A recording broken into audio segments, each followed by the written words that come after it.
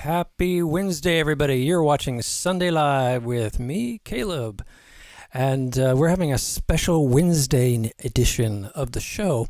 One of our guests I've been trying to get on, unfortunately, is busy doing his own thing every Sunday, 5 to 6 when we're normally on weekly. This week we still will be on Sunday as well with electronic performer Ani, A-N-I. But tonight, our special guest is Jason Hunter of Great Highway. He is a singer, songwriter, and producer of music.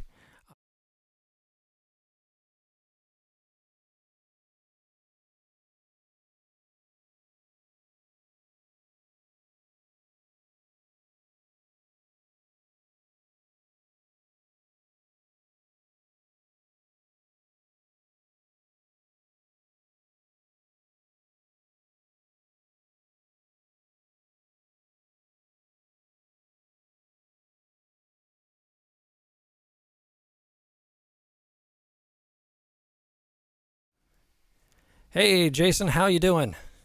What's up, man? Thanks for having me. All right. Wow, the world has changed a lot since I appeared on your show. Yeah, I know. It feels like just yesterday, but also like 50 years ago, based on current events. Yeah. I heard the air is starting to clear up a little. Yeah, it was kind of in the green, like the air quality index green for the first time today. I think it went, I should check while we're talking, but I think it went yellow again. But whatever. I've been in a fog for like 6 days. I've just been like sort of weirdly sleepy and, things, it's like one of those things where things happened in my life and people were like, hey, you did a really good job with that thing. And I'm like, what? Was I awake? Like, I don't remember any of that. But yeah, here I am on the other side of it, I guess. Cool. We're still I'm up in Seattle, so we're still working our way out. So the joke today was, as all clear stuff was coming from the Bay Area, the joke was, yeah, but you keep sending it up to us. And, yeah. But we got down to, I think we're down to 180. Is that good, or is that that's not very good, right? Man, that's you're sort not of hip. Like, you're not hip with the kids. 0 to 50, is that right? Is green, right? Yeah, I think 0 to 50 is green. Yeah. You get up to 100, you start getting into unhealthy. But 180 is unhealthy. I think over 200 is hazardous. And terrific. Or Super. is that 300? I don't know. We've been in the 180 to 260 because the California fire smoke's coming up the coast and then catching the jet stream and coming into Portland and into Seattle. And then Oregon's fires is doing the same thing, and Washington has a few fires too, just want to be left out. Yeah. SF Gate actually said you can sort of feel and see it on the east, all the way on the East Coast, but I want to verify that. I'm tempted to call my Republican Florida parents and ask them, like, are you getting California smoke? But they would probably deny it even if they were. So I have no idea. Yeah, I don't think you're going to get it in Florida. What that jet stream comes in over Alaska, comes on the West Coast, and it's going to dip down. So it's going to go Colorado, Kansas, then go up through Ohio into New York, and then out to England. That's kind of the path of the jet stream, because you have all those tropical storms and hurricanes coming up from the Caribbean. Yeah, they're not going to get smoke in. Does this podcast usually have like a weather report in the middle of it? Not usually. Quite often it has live performance of music. I've been told. It doesn't usually have a weather report and a health report. That's something new. That's a practical addition you should consider given the times, maybe look into it. Yeah, when I ask how are you doing, it takes on a whole new meaning. I know. Yeah. I'm having the worst trouble like figuring out whether to say I'm fine or tell the truth, which is like I'm in vague existential despair and I'm writing a lot of down-tempo sort of sour songs and I feel very sleepy a lot of the time. And I'm sick of my apartment. I don't know whether I should say that or just be like, yeah, I'm good. I'm totally good. The, um, yeah. I think I realize I have an advantage over you because as a child, I spoke the way you just described. I had that existential stuff, and I think as Yeah. I've gotten older, I've gotten worn down. Oh, I And see. so, You got it out of your system, basically. Yeah, I overshared a Yeah. lot in the past, so now I'm just like, yeah, I'm fine. Yeah, maybe I'm I old. should have been more. I should have been more depressed as a kid. It would have prepared me for 2020. That's what I'm saying. Parents, please make sure your children are overwhelmed and depressed, and You know, if they they don't survive, need to. They don't even need to worry about that. I think 2020 is just going to take care of that with or without parent consent. Like, I think kids growing up right now must be like super, super depressed. Yeah, well, you had this, 10-year, you had the crash that did a reset in the, 2007, 2008, and then you've had anybody who's been born or was 10 years old during that period has lived through this decade of growth without any recessions, and that's their normal, right? Yeah. If that's your normal, you just had a big counterweight come down on your head. Yeah, it's crazy. I don't even know. I'm sort of like, oh God, we're getting deep already. But I'm glad I'm not I'm glad I didn't have children. I'll just leave it at that, and then hopefully we'll say something funny or jokey in the next 60 seconds, and nobody will be like, "Wow, that guy's really dark." And the funny thing is, I have some happy music too, but I think your music is pretty on the happy side. Yeah, we try to be like. I think that we have this like phrase. I can't remember what it is, but it's really good, and I wish I'd remembered how it was written. But it's basically like that we're sometimes sorrowful. That's hard to say, but always like up tempo. Like even when if our lyrics are kind of sad or introspective, we're keeping the beat going. Like we're making sure you're still dancing. So I guess it's sad dancing. I don't know. Sad dancing. I don't know what it is. I think sad dancing is more like somber, like maybe Twin Peaks kind of Oh, way. yeah, like shoegazing. Yeah, right. Yeah, so I would say yours is Yeah. maybe thoughtful boogie. I like that. Yeah, thoughtful boogie. We should. I should be writing. I should have Take like a it. little text file Take open.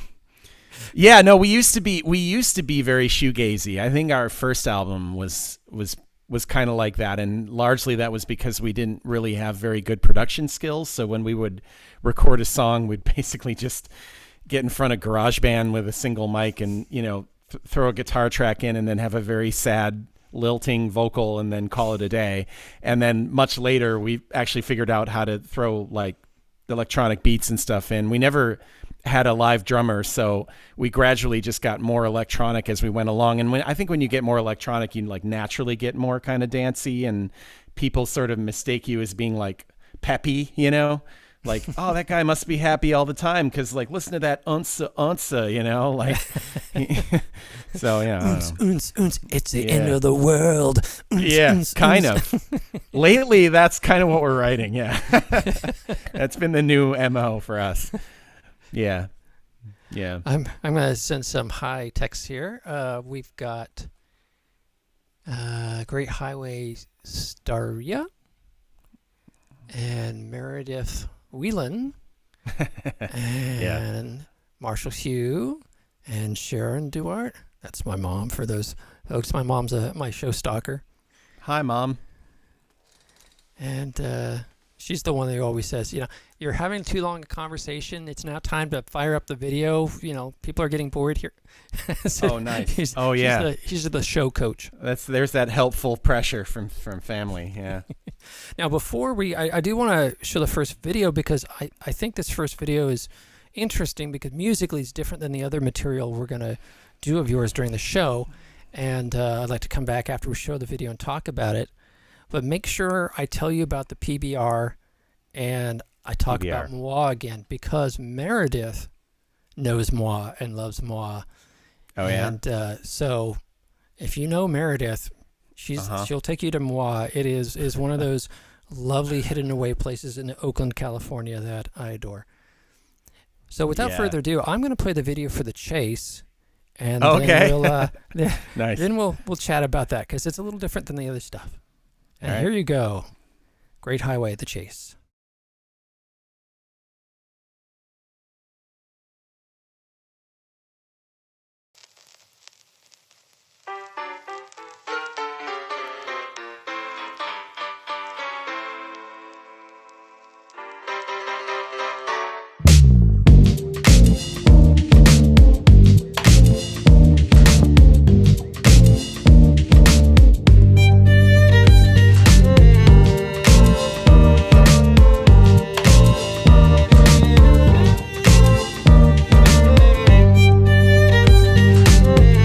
Don't fool me by pleading on your knees. You're full of lies, got wandering eyes, and you don't convince me. You can't use me, I'll never be your dime. But if you're plotting for something shiny, well, the bank is closed this time. Never give you all my loving, won't even give you the time I want you, darling. There's other boys waiting in line. Is that the best you've got? You only get one shot. Is that the best you've got? Is that the best you've got? You only get one shot. You're not ready to ride. You think you're mighty fine, but I met your kind before. You think you're clever, but I know better, so I'm showing you the door. Chased me around the track, then you threw me to the side. Never take you back, and that's a fact since you took me for a ride. Never give you all my loving, won't even give you the time I want you, darling. There's other boys waiting in line. Is that the best you've got? You only get one shot. Is that the best you've got? Is that the best you've got? You only get one shot. If you're not ready to ride.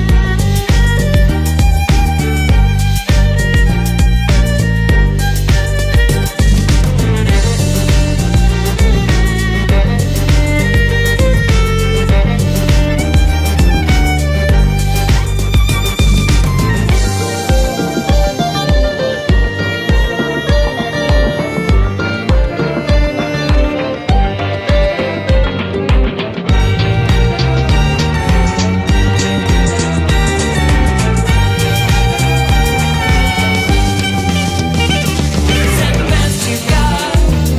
You only get one shot. Is that the best you've got? Is that the best you've got? You only get one shot. If you're not ready to ride.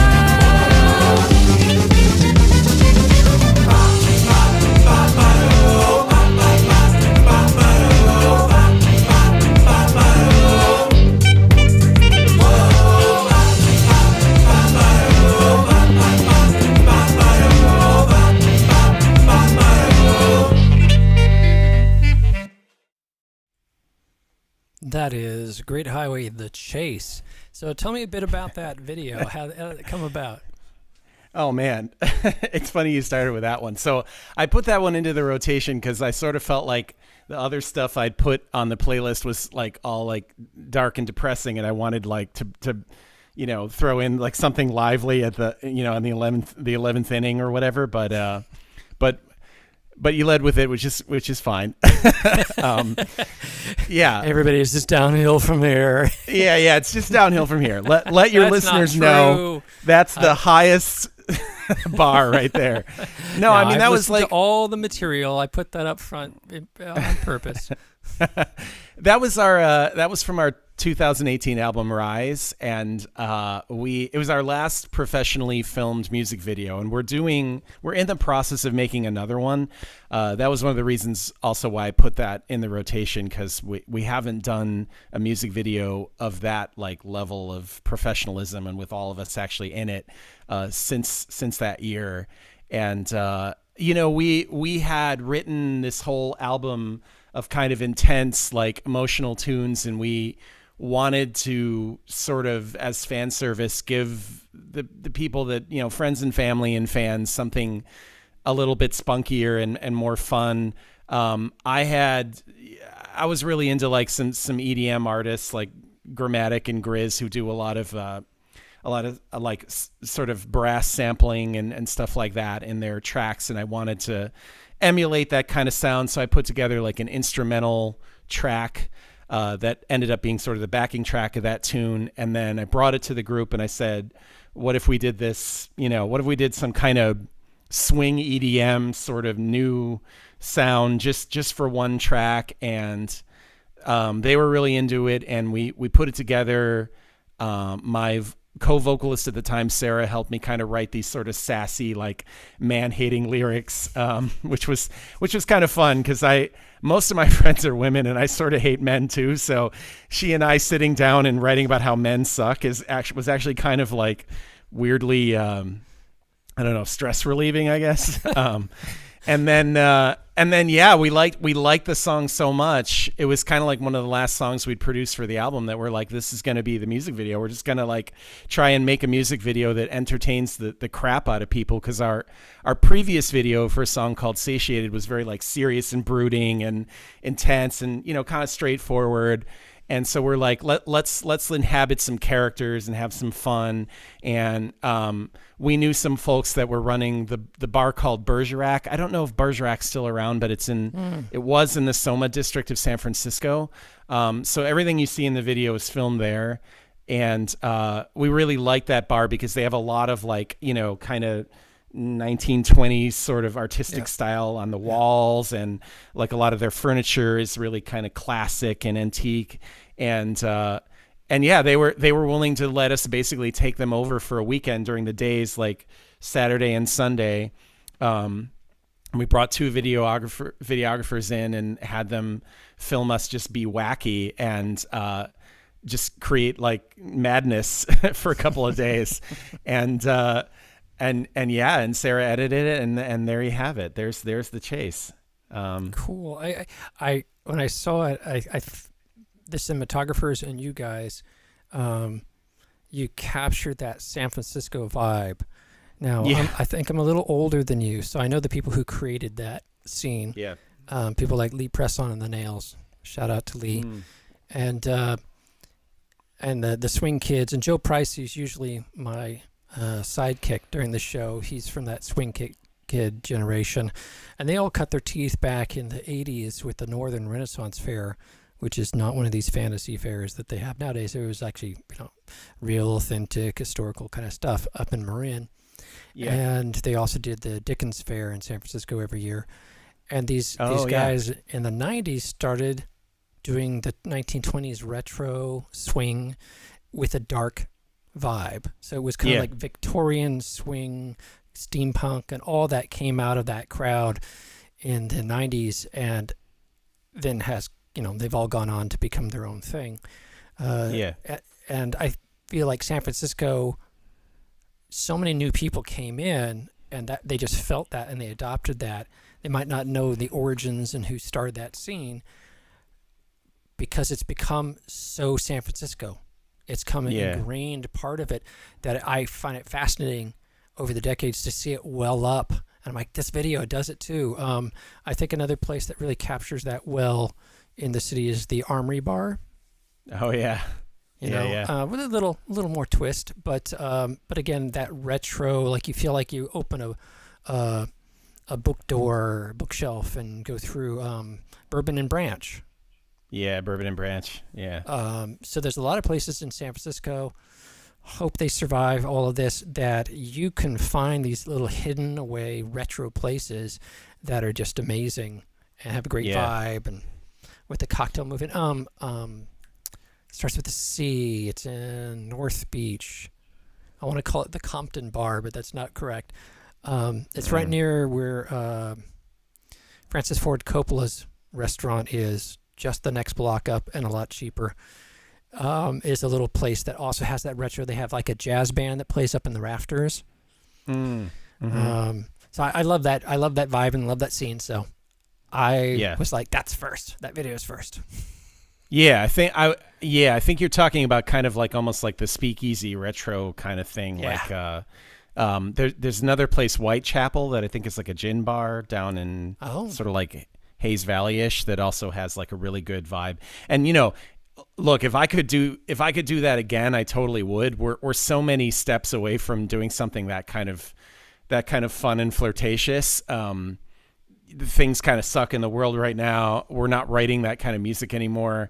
But I hope we'll get to a place, I imagine a Great Highway 2022 where we're like back in that kind of fun, flirty, old school kind of, just have a good time and dance kind of feel. And, I look forward to that. But in the meantime, well, yeah. I think, dear listeners, we all look forward to that moment. We're looking for the Great Highway retro return. Yeah. So we can all dance and have a good time. Here in Seattle, so when Alex and I got married on, the date slipped my mind. Honey, don't listen to this broadcast, please. We did that whole same retro thing up here, and there was a little nice little bar that had that retro feeling in the cocktails. But across the street is a French restaurant, and as far as I know, it's the only place up here that really nails that vibe. Their theme is all candles, so there's something like 400, 500 candles that they light every night at the restaurant. And I'm looking forward to being able to go there again, and I'm also looking forward to having the budget to go there again. Yeah, for sure.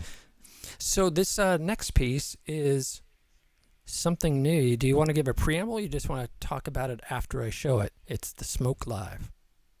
Oh, yeah. Okay. So, we recently went down to DNA Lounge, which is one of the local clubs in San Francisco that, thank God, is still surviving. I love DNA. DNA's great. They have a little thing with there's a booker named Remy who is also in a fantastic electronic band, and I want to give a shout out to them, Vicerein. And so Remy has a really good relationship with the DNA club manager. His name's Devin.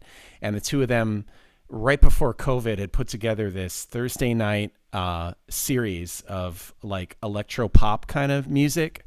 They had done like 3 or 4 of them, I think, before all the coronavirus nonsense. And then they went into like streaming mode like everybody did, and they continued to do this thing, and it's called Star Crash. And so Star Crash is like I think it's like bi-monthly Thursday nights at 8:00, and the next one is next Thursday. And we went down to DNA Lounge right when they started doing this thing where they're hosting bands and DJs and dance troupes and all kinds of different creative acts that come in, and then they actually like film them play a show inside DNA Lounge on the main stage downstairs. And there's no audience. There's just like DNA staff and then whoever the performing artist is. And when they get done, they release the video. And so we were one of the first people to do this. And we're really privileged to be invited to come down to DNA, do a set of 10 songs. And that set is premiering next Thursday night on the DNA Lounge website. You can basically log into like dnalounge.com and just watch it. There's a little chat room where you can talk to us and the other artists. And so this is one of the 10 songs that we filmed there, and nobody has seen any of these. So this is like a little exclusive for your awesome podcast. Thank you. And now I feel like, we got a world premiere on our show. Yeah. All right, folks. This is Great Highway Smoke live at the DNA Lounge. This next song is called Smoke, and it's from our third album. We're playing a song from every album in this show. It's a little thing we specially prepared for Star Crash because this is a big deal to us, and we're so happy to be here. So I hope you love it. It's called Smoke.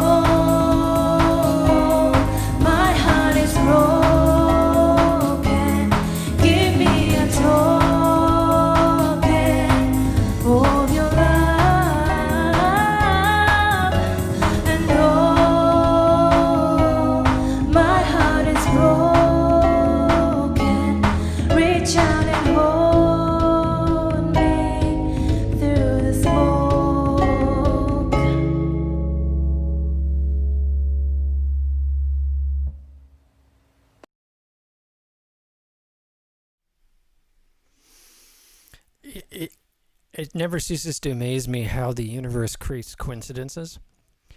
So on Sunday we had a harpist Oh, really?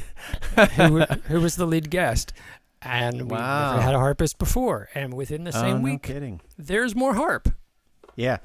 That's our harpist Starla. She joined this year, and she's also our videographer. So massive props to her, because she's been basically like cutting all this footage together and like kind of working all the like the graphics and everything in there. There's a guy Fetz who did the original visuals that's kind of are overlaid over it, and then she's been kind of pastiching the footage from DNA, and we got some footage from another videographer that was there, and kind of making this really incredible virtual concert. It's kind of the best thing we've ever filmed, honestly. Like it's kind of ironic that it was the best concert we ever filmed and there was no audience, and you can't see it in our performance, but like if you'd see the video, like the next few seconds after it cuts out, there's us kind of like standing around after the song is over, and there's kind of like we're on a hot like performance high because we're all psyched that we're actually on a stage in 2020, and then there's kind of a letdown because we remember that no one's in the audience except for like the 5 guys in the back that are like doing the DNA crew stuff, and then they kind of clap, they go like woo, like way in the background, and we just laugh. We're like, oh yeah, there's nobody here. Yeah. It's freaky even on this show. Like tonight's show is not going to have any live performances. We're showing some pre-taped stuff, and on those it's a little, like a little more normal. And with the harpist, it felt a little more comfortable. But when it's like a full like rock song or guitar song, and they stop, and you just hear crickets. Yeah, that is such a super stereotype of you failed or something. That you just weird. naturally, emotionally go, what the heck? Yeah, it's like your first instinct when you finish a song on any stage is to wait for the reaction, and when there's no reaction, it almost like jars you into this weird like alternate universe mental state where you're just like, I don't live on the earth anymore. This is some other place where you do performances on stages and nobody listens. I guess it's a little like how we started. Oh, you're like, the good old days. The good old days, yeah. Back when nobody applauded at our gigs. Yeah. Yeah, exactly. Well, that's when we were authentic, before we sold out and we started cowing down to those applause people. Right, authentic, which is really just means like that's when we sucked. Yeah. Good times. Yeah, well, it's gonna be back and at some point, but like you said, 2022, and I think that's correct. I don't know. Yeah, I don't know. We have a thing on the Balanced Breakfast podcast that I co-host with Stefan, where we like get every guest to guests. And you missed this because you were one of the last people that did it in studio at Mutiny, but we have everybody guess when there's going to be venues again in the Bay Area. And that number has been steadily creeping. I think the first guest they said like fall or maybe winter of this year. And those were innocent times. That was like May or, June. And since then it's, crept into like, spring of next year and then summer of next year, and now we're at basically at the end of 2021 is where we are now. That's the smart bet. Yeah, I think that's the reality. There'll be a little trickle of stuff over time as more vaccines come on market, as more people feel safe. And the question is just whether or not the venues can hold out long enough to be there when the people arrive. Yeah, I don't know. I mean, so this show that we're like debuting, that we pre-taped at DNA, is part of Star Crash, and every episode of Star Crash is actually like, as far as I know, at least this episode is like 100% proceeds go to DNA Lounge.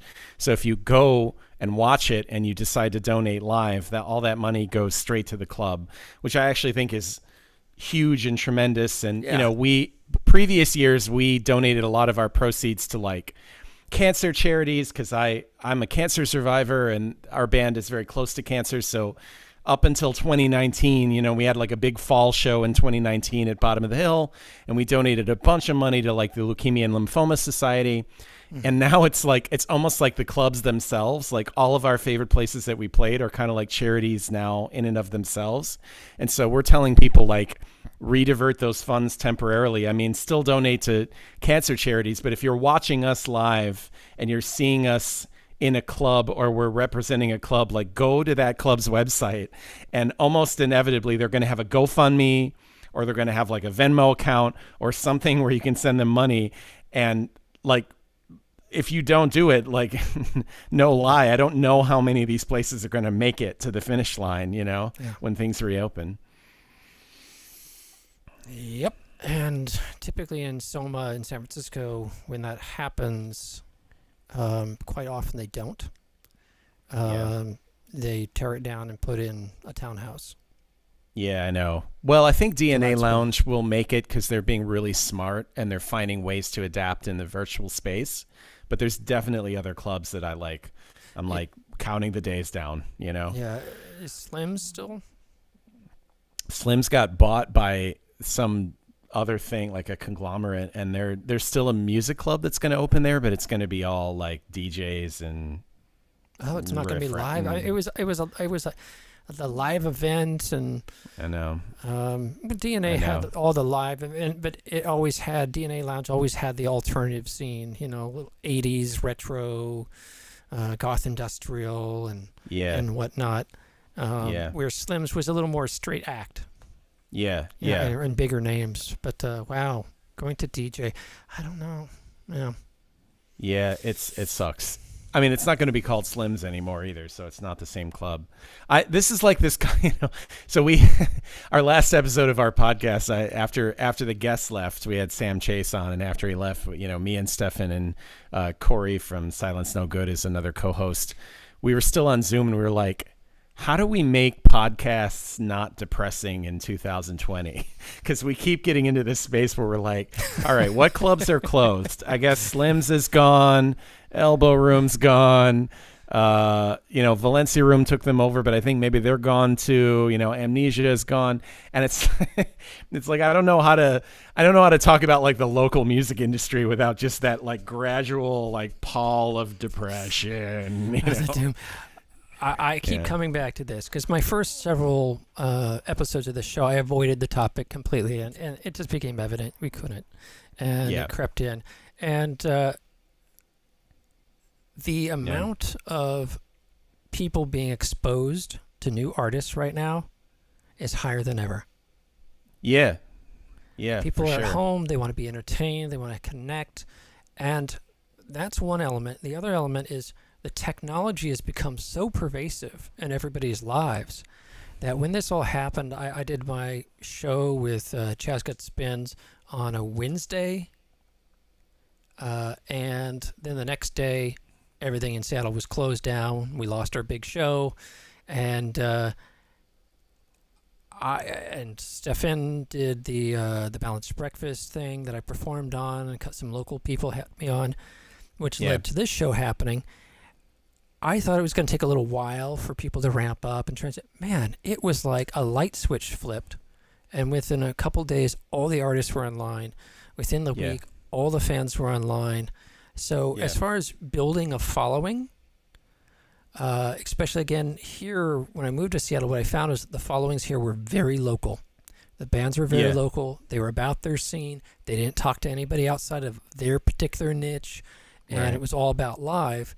And that's forced everybody to go online and sort of become global acts. Yeah, totally. I think it's positive. Yeah, it's encouraging that there's like an unprecedented interest. You know, I like producing music, and I'm like, it's interesting. It's kind of ironic. Like I'm sort of Great Highway's like de facto band leader because I started it, but I have other people in the band, like my guitarist Sean. I think genuinely in his heart, he's more about live music than I am. And he really loves the stage and craves the stage. And I think this is really hard on him, like extra hard. So as hard as it is on me, like I look, I'll go and like I'll see him at rehearsal and I'll look at his face and I'll be like, this is harder for you that there's no clubs right now.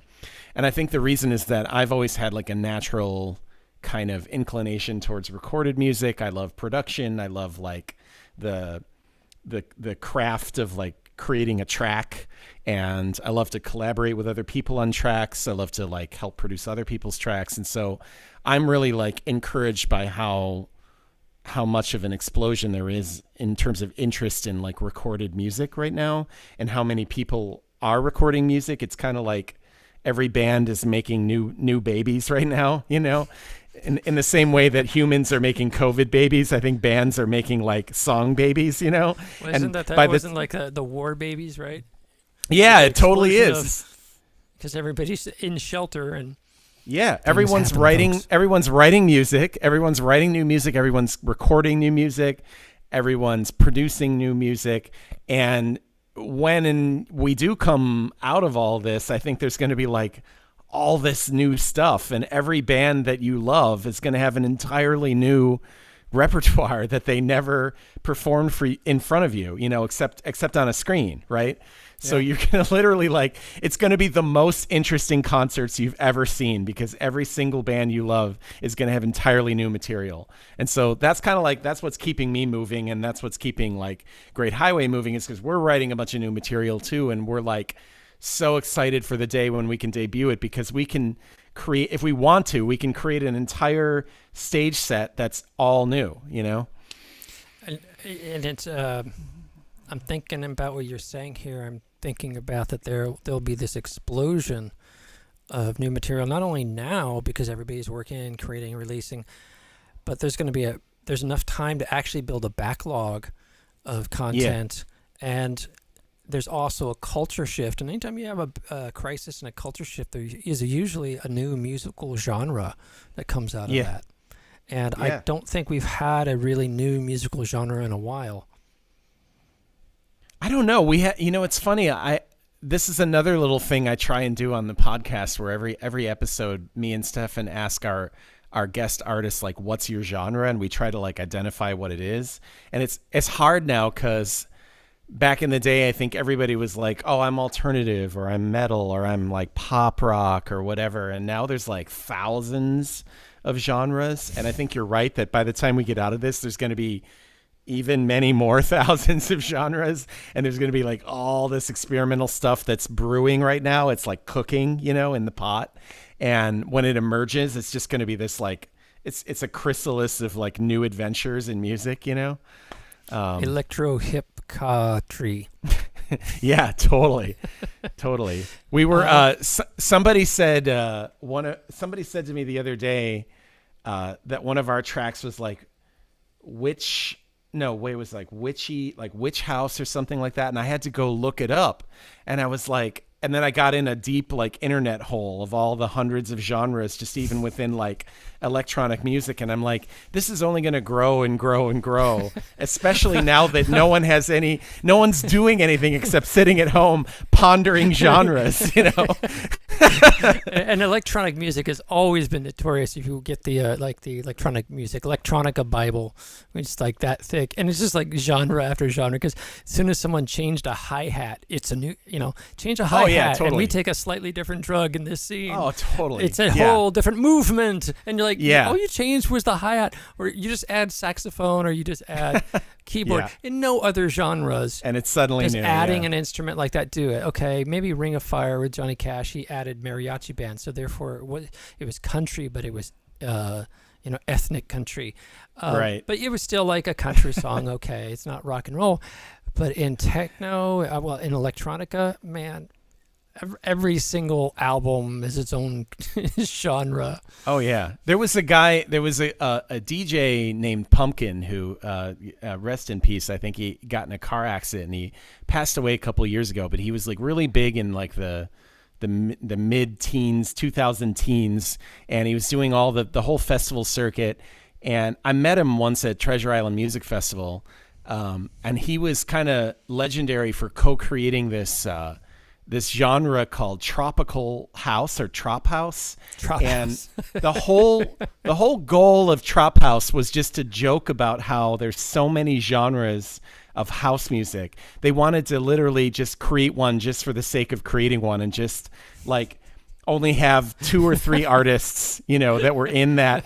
Like, it was like a tiny little private club, and all it was like house music with maybe throw some like ukulele, steel drums or something in, ukulele. Yeah, right in the ukulele. Middle, so like a breakdown. Drop. Yeah. And all ding, ding, ding, ding, ding.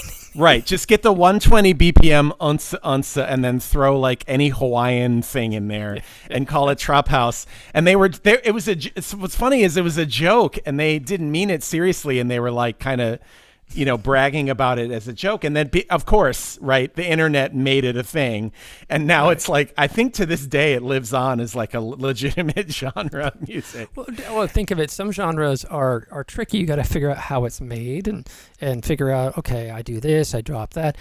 With what you're describing as Trop House, all you got to do is a beat and something slightly tropical, and you're in the club, man. Yeah, right. Well, this next track is not Trop House, but it is a little more along the lines of the more serious topics. Yeah. And it is called When the World Is All Red Lights. Yeah. And we want to play a lyric video for you, and then we'll be right back to comfort you. Here it is.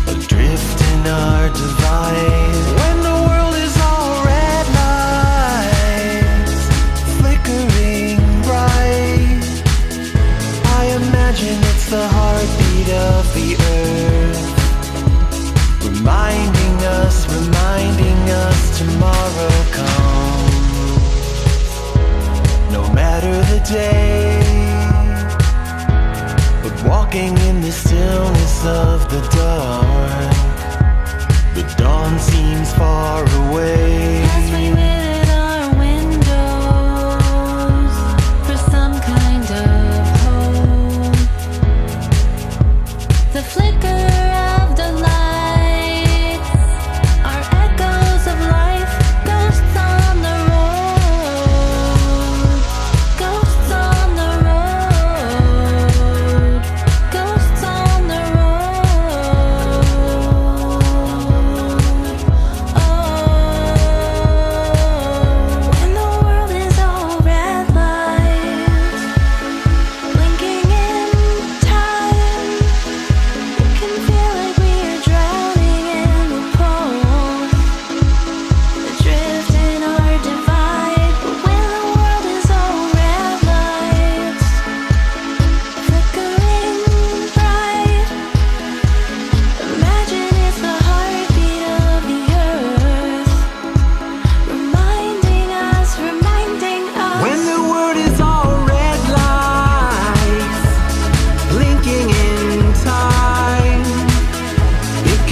like we are drowning in the force, adrift in our divide, when the world is all red lights, flickering bright.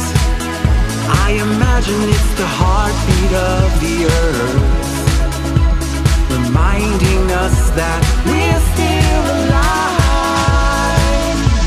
We're still alive. We're still alive. Oh.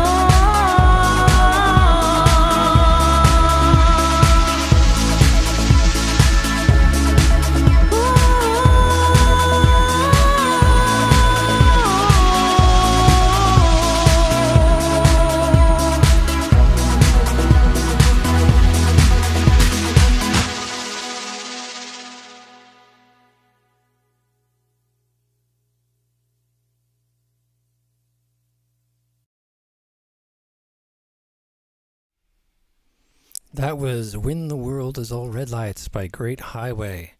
We are here with our guest this week, Jason Hunter, who is the founder of Great Highway and one of its illustrious members.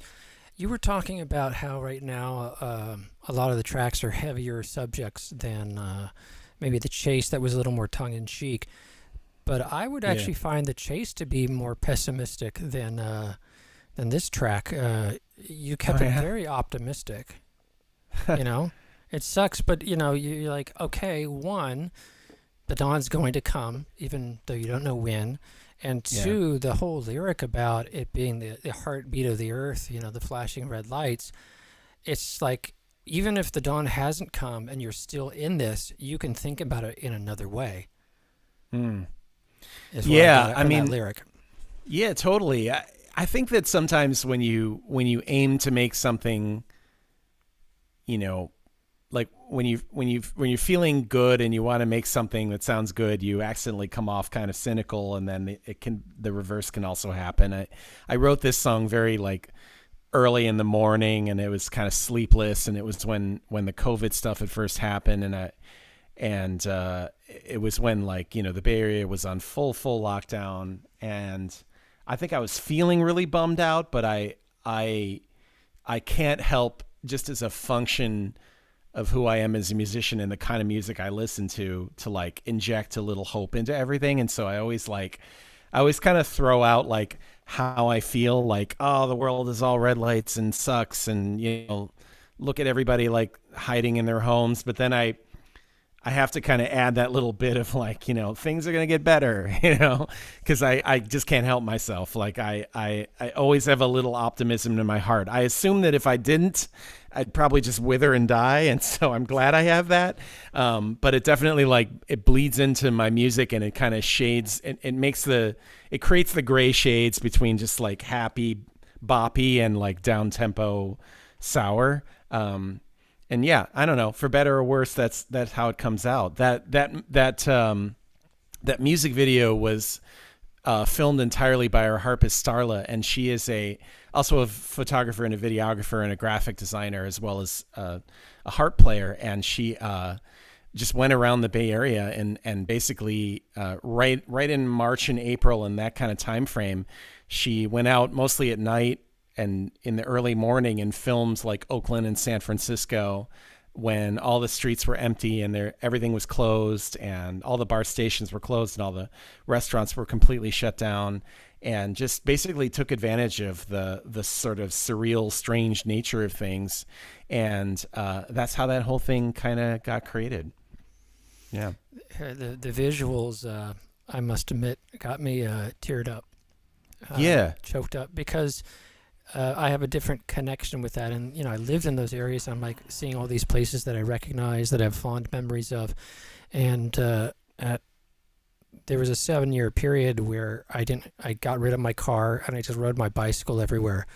And at night, I got into the karaoke scene, and, you know, we'd stay out to 1 a.m. singing songs all night. And then I'd take off into Berkeley, Oakland, Emeryville on my bicycle at, you know, 1:30 in the morning, and it was all abandoned. Everybody was asleep and whatnot. And I remember those moments of just feeling completely and absolutely free. And also the feeling of you can feel community around you, even if you don't know folks, because you can walk into some bar, some venue, some theater, and you feel a sense of history and anchoring. So Oakland's symbol is the oak tree for good reason, Yeah. but it's literally real. When you were there and you get to know that area, you feel more grounded. I grew up in San Jose, and I always felt like someone had just put asphalt and concrete on top of a farm, which is exactly what happened. And Yeah. so there was no history, no depth. And when you're in Oakland, you're dealing with 200 years of history, and every little chip on the sidewalk is a part of that story. So I was saying earlier before we started the show that Oakland is my favorite city in the world. Paris is number 2 and San Francisco is number 3. For that very reason, it's a very real place, and it is a place that you can see the most impoverished in America, and you can see the oldest rich people, the people who built the railroads and the shipping lines in the world. They're up in Yeah. Piedmont, and they're not new money, tech money. This is old, historical, deep money. It's Right. like the Kennedys of the West, and it's all in the same how many mile area, and you feel that when you're there. Yeah, totally. There's a broad kind of cross section of people living in Oakland. It's a massive place with a lot of people, and it really is like it's the ultimate melting pot, I think, in a lot of ways. Yes, I moved from, shout out to my friends in Marin. I moved from 15, I don't know how many years, 98 to 7 years ago, whatever, 2016, something like that, in the East Bay. And again, going to the local bars, singing karaoke, knowing people at the university, just all the different levels of the community in that area. I knew people in Piedmont, I knew people down in the warehouse district. And then I moved to Marin, and Marin's been very isolated from the rest of the Bay Area on many, many levels. And it was a bit of a shock, because even people walking on the street all know who you can talk to and who you don't, and everybody sticks to their lane. Whereas in Oakland, you park the car, the guy out front, the guys that are hanging on the corner, they're going to be there all night. You go down there, you chat with them a bit, you give them $5, your car's not going to be touched. Yeah. The security. So it's like there's a whole system, and yes, there's different classes and ethnicities that are pushed into different class points and whatnot. It's not like it's a melting pot and that there's none of these divides. It's just that everybody has accepted that they're all in the same physical space, and they have to work together, and everybody gets to know what the know is, and there's a collaboration feeling in the Oakland area that, again, closest thing I see to that is maybe Paris, but Paris is its own niche kind of mindset. But anyhow, so that was why I had you remind me about the PBR, because back in the 90s, before Oakland became where everybody from San Francisco migrated to and wasn't quite hip yet, we would go to the monthly artist collective, and there would be on San Pablo, which is this major road off San Pablo, there'd be like a series of, 15, maybe 20 art galleries. And we'd get these bales of hay and we'd throw them into the street to block off people turning off San Pablo into the side streets, and put buckets of PBR. So, this is like a lot of America, you're not allowed to do that. So all of a sudden there's like us drinking beer on the street in public in a big ice bucket with our hay bales, and someone would watch out and say, "Hey, police are coming," and then we'd move the bucket inside and the hay bales aside, and as soon as the police were gone, out it would come. It was it was like being in college but in public, in art school. And some years later, about 10 years later, I was taking the bus down San Pablo, and all of a sudden it started rerouting itself. And I was like, what's going on here? Why are we rerouting? And I saw the whole street. I'm like, is there a protest or what's going on here? No, that same little festival had become, hold on folks, I have a alarm going off. That same little festival that I used to go to in the late 90s had become a city-approved festival where they closed down like 4 blocks of the city once a month. Oh, nice. And had this big art community. How many cities in the world go through that kind of evolution? Yeah, not many. Yeah, it's true. I'm glad you love Oakland that much. I actually it's funny, we've identified up through 2019, we identified as like a San Francisco band, because even though most of us lived in East Space somewhere, our studio was in San Francisco, and we did most of our gigs there because they were just like more like kind of clubs that drew like bigger crowds and stuff, and it was harder to book like East Bay shows. But honestly, since everything like upturned and the world is upside down now, I wonder if maybe it's time to just sort of declare ourselves like an Oakland band. Yeah. It's all about the brand and mindset. I know I put San Francisco on several of my bands, even though I was living in Oakland, because the scenes were really in San Francisco for those genres of electronic music. So I see it as partially marketing and whatnot. If I had a hip hop band, I would say Oakland. I wouldn't say San Francisco, right? Because that's the marketing. But San Francisco was interesting because I always thought I'd live in San Francisco, but I only did in a couple little brief periods in my life, and Oakland was the base by which we did what we did in San Francisco. Yeah. And in the late 80s, Soma was more like Oakland, and that changed over time. As the artist communities got pushed out and the townhouses started coming in and whatnot. So I think that's a part of that connection. It's like Oakland, the new San Francisco, kind of. Yeah. The guy Devin that manages DNA Lounge talks about that a lot. Like he reminisces about classic Soma, because I think he's lived there for years and years, and has always like been a club manager around that. There's, most of the nightclubs in San Francisco historically have been in that district. So he talks like you. You guys actually remind me of each other a little bit, which is high praise because I really love that guy. He's a bit of a curmudgeon, but he's like he's a gentle giant in the music industry, and the world needs more people like him who are like fighting for local venues and determined and stubborn to stay local and do it, on that level. Yeah, kudos, hats off to him. I've seen the result of his work for decades, and I don't know, I've never been introduced to him personally. But I see that as he is the root. Yeah. And when you cut off the root of local artists, local musicians, the only thing you're going to get is cookie cutter Disney music. Yeah.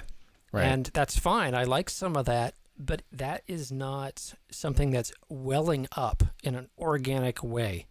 Yeah. And so I'm really happy that you guys are playing DNA Lounge and people are contributing to that and try to keep it open.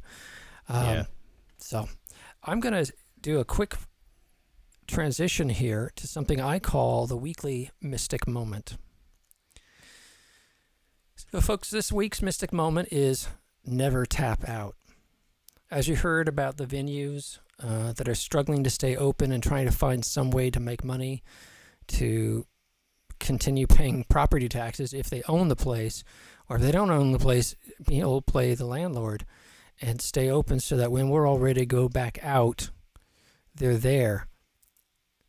And this isn't just about venues, it's about communities. It's about families of people with shared visions and what wells up out of that. If you look at the hip-hop scene, you look at the punk scene, these things all grew out of people on the ground growing their communities and those venues that were willing to support them. So if you have an opportunity to support a venue in these times in your local area that you want to see to be there, find their online site, PayPal, contribute to them. They've become charities. On the personal level, much like those venues that are holding out, they're not tapping out during these challenging times. I want to encourage individuals not to tap out too. I see a lot of despondency online. I see a lot of finger pointing. I see a lot of people who are hurt and angry. And on one level, it's justified and understandable. On another level, it's being fed upon and being preyed upon. And I don't like seeing people I love being taken advantage. That aside, find some space to disconnect from that and find your own center. And recognize that you have more strength and more power in you than you can imagine. Some years ago, I met a man named Frank Moore, who had never walked. He was a crippled mound of a human being strapped into a wheelchair. Guess what? I had a band, and I had a lot of excuses why my band wasn't doing more. Frank, strapped in that wheelchair, unable to speak, unable to fully move, had bought 2 houses, built an art community, was doing live shows and getting everybody who was everybody to participate in his live shows, even though all he could do is wrap his hands with padding and bang on a piano. I'm guessing most people listening to this show are not in that challenging of a position. If he was able to do it, you can too. It's all in the mind. Step away from that and find some way to ground yourself and find your beauty, whether it's starting to do some painting, doing some music even though you never thought you could, or like last week I was talking about finding a path that has stones in it and taking off your shoes and walking on them. But the thing I want to tell everybody is never tap out, never give up, because there's always another opportunity. And that's this week's Mystic Moment. So thank you everybody for joining the episode and your comments here. It's a little fragmented because we got people on Facebook and then the Facebook Watch Party and then the YouTube channel and the Twitch channel. So I'm kind of dodging around and saying hi to everybody. If I didn't get a chance to say hi to you, hello. I'm glad you're here and you made it. We are going to have an after party because I think we're having a great conversation, and we have 2 songs from Great Highway I'd like to share with you. We just have the music, and there's kind of semi-new rules with Facebook where you have to have something visual when you play songs. So we're going to have basically 2 reaction videos with myself and Jason and play those songs. So now we are into After Party. So, Jason, this is After Party, where I consider that we kind of loosen up, and although I think we've already loosened up, and we'll play the 2 songs, Magnetic and Lessons in Dust. And as I mentioned, there's been a clarification about Facebook's policies, and they say they don't want people to just do playlists and DJ sets because they're a social group. So we have to show some social interaction and visually be moving on screen while we play the songs. And I've seen these reaction videos on YouTube for years, and I don't really understand them, I must admit. I'm like perversely fascinated that this person's watching the same commercial that I just watched, like the new Dune trailer, and they're going, oh my God. Oh. I'm like, why would I want to watch someone else having that experience? Maybe I'm missing something. Yeah. I think maybe you have to be 12 years old to get to understand it fully. Well, these people seem to be in their 20s and 30s that are doing this, like the Dune reaction video I just watched. No judgment, I guess. Yeah, okay. Hey, folks, there's something for everyone out there. Yeah. YouTube. Yay. So we'll start with the Magnetic. And if folks want to have their own reaction in the chats, go ahead and chat in the Facebook Watch Party or on the Facebook live stream, in YouTube or on Twitch. And here is Great Highway Magnetic.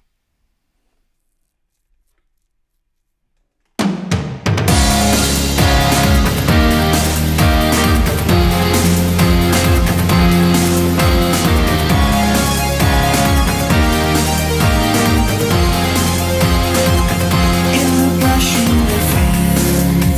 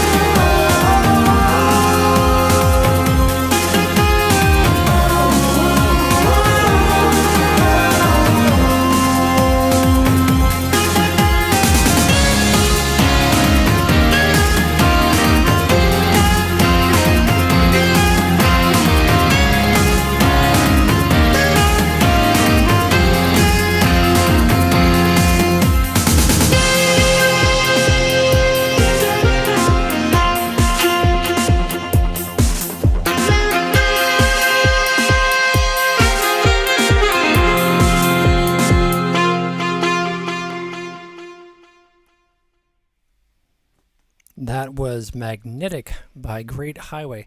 That track is so my jam. I'm glad you like it.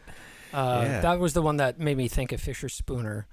I know they did some more crazy elaborate stuff, but like the 13th and just that the vocals, the music, the vocals, they just really fit into a bunch of their tracks. Because I know like Emerge and Sweetness are like really elaborate, but a lot of his tracks just get in that groove and have that kind of vocal. And I'm like, yeah, and they've broken up. So you can sweep the floor now with Magnetic and be considered, Great Highway. They're just another Fisher Spooner ripoff band. I would gladly be a Fisher Spooner ripoff band. Sounds great, man. Sounds like a great gig. Sign me up. Yeah. Yeah, given some of their early stage shows and how elaborate they are, like, yeah, my God, to have that chance. Totally. But yeah, I mean, just that. Also, the fact that the Magnetic Romance, the way you said that, I only know you and him that would say a line like that. Most people would say Magnetic Dance, right? And it'd be something generic.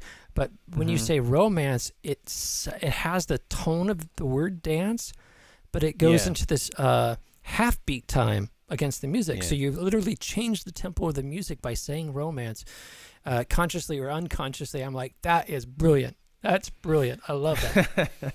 Well, you know, it was a love song. It was actually written for my harpist Starla before she joined the band in 2019 is when I wrote it, and for that album. And then I'd like to say that she loved the song so much she joined the band later. She was a creative artist and musician in her own right, and it took some convincing, but I got her in later. But yeah, I mean, I think that, you know, I try to like never put the word dance in any song because it just seems really, if you're writing a song that's a dance song, or you could arguably, if you could even arguably dance to it, don't put the word dance in, because then you're just rocketing back to like 1985 dance music, which was great, but don't replicate that, you know, because that was like, now that's, if you do it now, it's like schlocky and cheesy, you know? If I ever feel the urge to like put dance in something, I'm like, oh, wait a minute, it's a dance song. I can't literally use the word dance. That's like if you wrote a pop song and the first words were, this is a pop song, you know, you just can't do it. Can't do it. I contraire. I have examples for you of both of those really? working, but you got to be pretty clever about it. Yeah. So what was it? Okay, so you got the classic coming back to the 70s, pop music. Yeah. But again, there's a twist. Pop music, everybody's talking about it. In other words, there's like almost a cynical dig at it. And I think if you put that in there, you can do it. Sparks has a song called Music You Could Dance To that it's done totally straight as a mid-'80s dance track. But because you know them and how wry their humor is, if you're a fan of theirs, you realize this is just like them being a little more subtle than usual. But my favorite track with the word dance in it was on their 2 albums before that. And I'll censor myself, but the song is called Dance, Damn It. and the whole song is this plodding, like simple beat. It's like almost half tempo of what you would dance to. It's like you want to dance to it, but it's too slow. And it's the guy just talking about being on the dance floor, staring at his feet, saying, dance, goddammit. That's great. That's great. So I think with the right humor, you could pull it off. Yeah, now I'm remembering there was World? like, right. I think there was like a Pet Shop Boys song like later in the aughts. You know, they were like an 80s band, but they got really cynical about pop music, and I think they wrote like a song that was called something like Pop Music, and the whole thing was just like a formulaic, like throwback 80s dance song, and I think they were like commenting on themselves almost, you know? It was like this layer of commentary on music industry and how to be famous, and so then I think in that context I'm cool with it, you know? And I don't know if it's the same track, but there's one that he ends the last verse with quoting someone saying to him, what you do is so simple, but you've taken it a very long way. Yeah, right. Yeah, it might be the same. I think I might be thinking of the same thing. Yeah. Hey, you got to laugh at yourself, folks. That's Totally. a place. If you're feeling stressed out right now, number one thing to do is get the mirror and say, what a funny ape am I? Yeah. Yeah, I'm taking totally. myself so freaking seriously. Let's poke a hole in that balloon and let's start over. Well, that's why I've really enjoyed like hosting that Balanced Breakfast podcast, because Stefan forces me to take myself like less seriously, and I think that's really refreshing. Like I come in, like we have an artist and I come in with all these notes and like I listen to their music and I have like 85 questions about each song, and then Stefan gets on and he wants to like talk about like driving a Mexican party bus or some hot nonsense, and I'm like, oh yeah, this is supposed to be entertaining. Like I don't need to get deep with this. Like I'm supposed to just be enjoying myself. So it's refreshing. Yeah, it's refreshing. Yeah, Stefan is definitely very great at that, where he'll just be like, cut through all that intellectual stuff and let's just have fun here and throw it out. Yeah. He won't even let you be intellectual. Honestly, he won't. If you start getting along that line, he'll just throw in something to like, to sort of fart joke it up, so it's just dumbed down, to its essence. Yeah. For folks who have been watching these episodes that I've been doing, this is episode 24, something like that. Let's see. Nice. What it's, 24. The early ones. I looked, I was so serious because everything was like on fire in here. Like the sound was failing, this computer was failing, and the sound was going out of sync with the video, and I'm watching it over here. And I'm just watching this whole show fall apart while I'm trying to hold it all together. And it just made me kind of like, I just looked like that on the videos. And at some point the light went off and said, oh, well, one, I got on top of the gear and changed up how I was doing things, and now it's a smoother sailing. But the other one was that little bulb went off my head. Aren't you supposed to be enjoying this? Yeah, right. Yeah, like what's the point if you're not having fun, right? Yeah, totally. It's tempting, and I for many years people have said, "Oh, you're the IT guy. You understand software. You understand computers." And man, at this point, I just don't say that word. No. I use them, and I might be effective at using them, but they are pains in the butt. So you have to, again, laugh and get beyond the technology. I think all of our other segues have worked. I don't know if this one does, but the next track is Lessons in Dust. And we're going to go ahead and play that for you. We're going to have another reaction video, and then we'll come back and be speaking with Jason about what the song's about.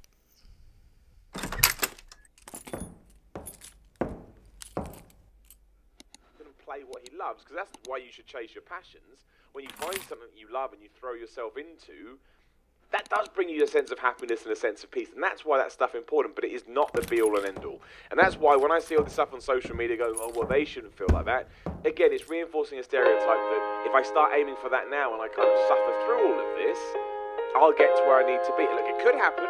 Everybody's different. I'm not saying that it wouldn't, but I'm saying that's not where the focus should be. The focus should always be on the individual. The focus should always be on the problem, and the focus should always be on the fact that happiness already exists. We just need to find out. Dirt beneath my feet, and the lake that spreads beneath. Can it be the real thing? Can this be the real me? Stung with poison veins, when the smell of death remains, I could wonder about the future. Now that wonder is past again. I forgot the endless lesson that we learn again and again. Everybody feels some pain. Everybody feels some pain. When the morning sun starts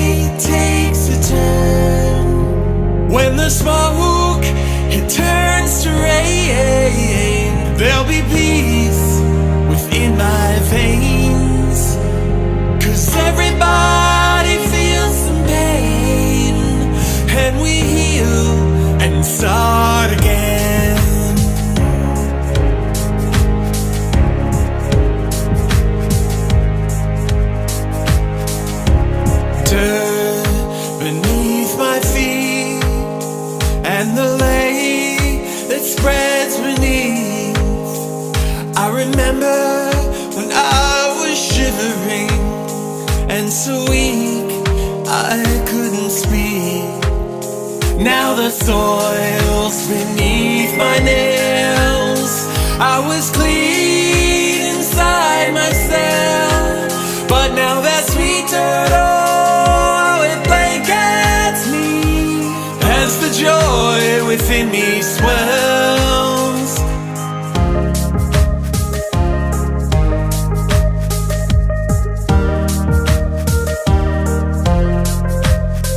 I remember the endless lesson that we learned again and again. Everybody feels some pain. Everybody feels some pain. When the morning sun starts to burn, I will wake up with all I've learned. Oh, everybody takes a turn. Everybody takes a turn.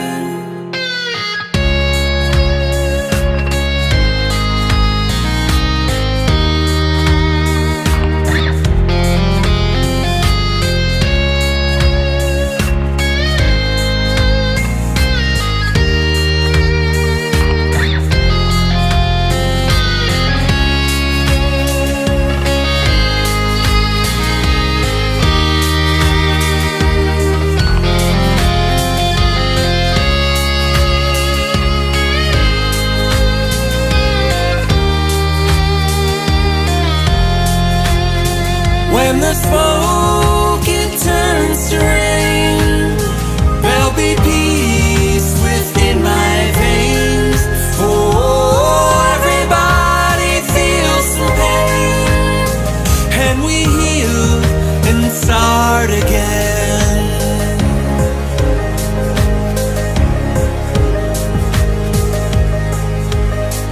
And start again.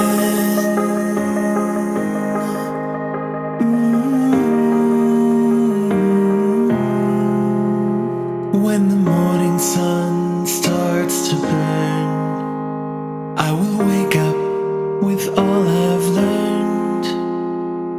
Everybody takes a turn. Everybody takes a turn. I completely understand there are exceptions to that rule. If you're struggling with a disease or a family problem or a relationship problem, yes, ultimately that's going to affect your overall happiness. I'm not saying that. I'm just saying that I get a bit worried when we have this idea that getting to a certain place, you know, it's the journey, not the destination, right?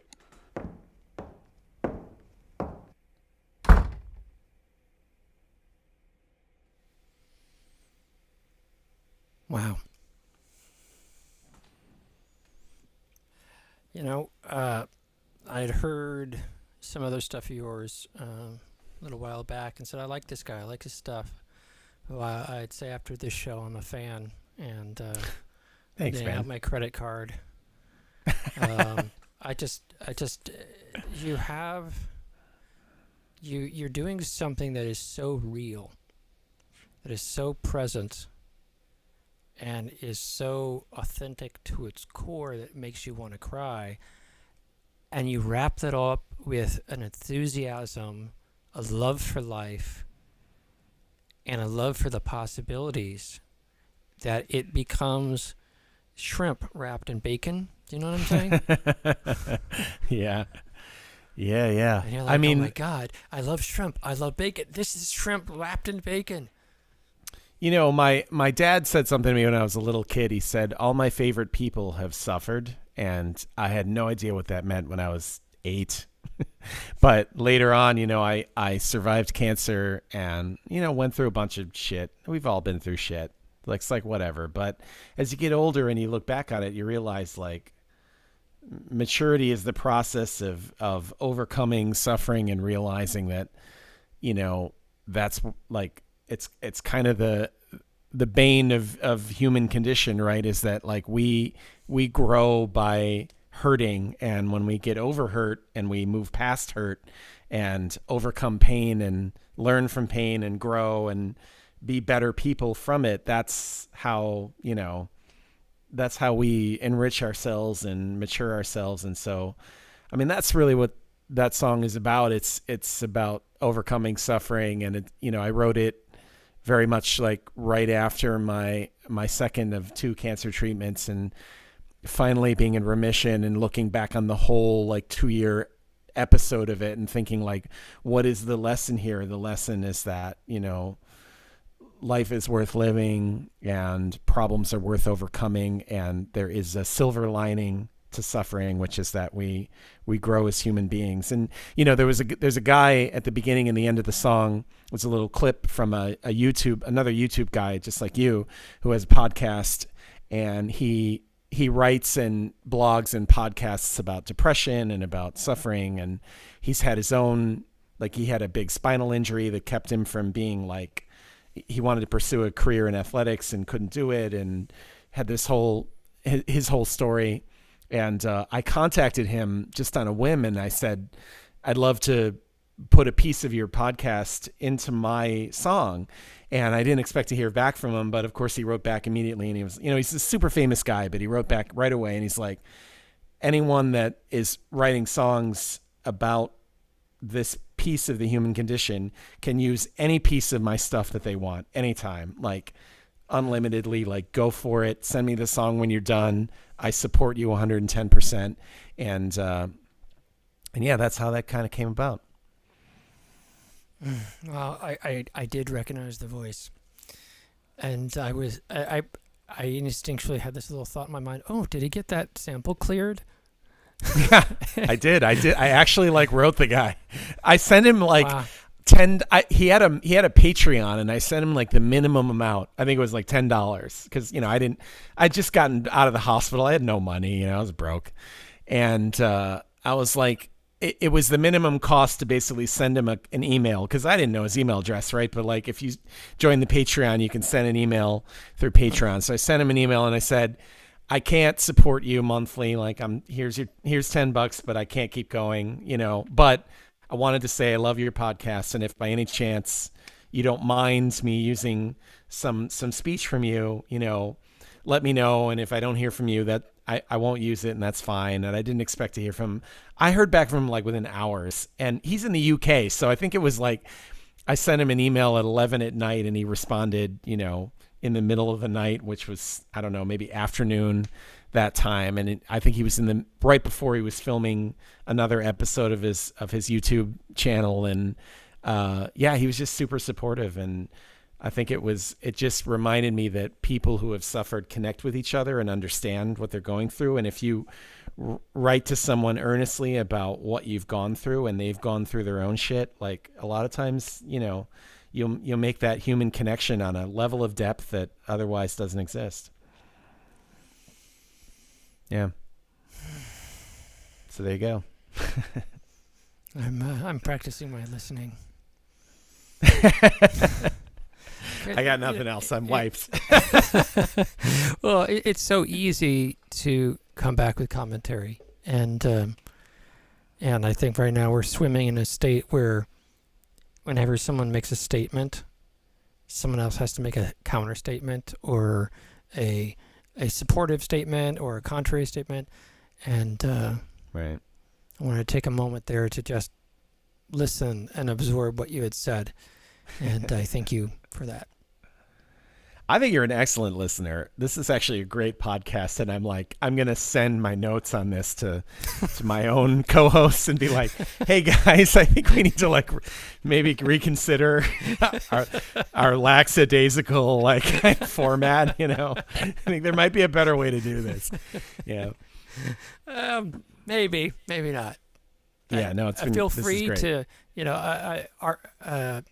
my mentor, Dan Wyman, who's what got me into all this. So Close Encounters, Gary Newman and Dan Wyman inspired me to do all this crazy electronic stuff. And Dan has said to me multiple times, artists are thieves. Yeah. Be a thief. It is art is in this, outside of the legal monetization and all that stuff.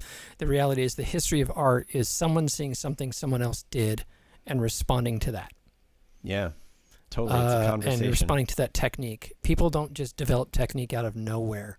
And so if you see anything of value in this video podcast show, people, please take it, do something with it, and wrap it in bacon and take it to the next level. Hell yeah. Wrap it in bacon. I love it. You can see my bias. In general, I try to be as, fish, vegetable as possible. But, man, bacon. Oh, yeah. Did you just lose your vegetarian users? your listeners who don't eat meat? Yeah. Sorry, folks, but I have a weakness. Forgive me, pigs. I have sinned. Love it. Well, we're having a great conversation, but I think we should wrap things up. And I greatly appreciate you accepting being on the show, providing the videos and the songs that we can share with everybody.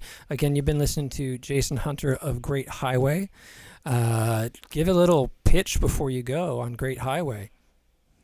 Yeah, well, come see us next Thursday night. Obviously, it's virtual, but we're sort of pre-recorded playing from DNA Lounge next Thursday at 8:00. Go to DNALounge.com. You can join us. You can chat with us live, and we'll be there hanging out, probably drinking way too much. We'll be in our apartments, but we'll be really excited to hear from you. That's follow us Facebook.com/Take Great Highway, Instagram @GreatHighway. Yeah, that's us. I think it's a sign of the times that I said, give your pitch, and you pitched a virtual concert, a website,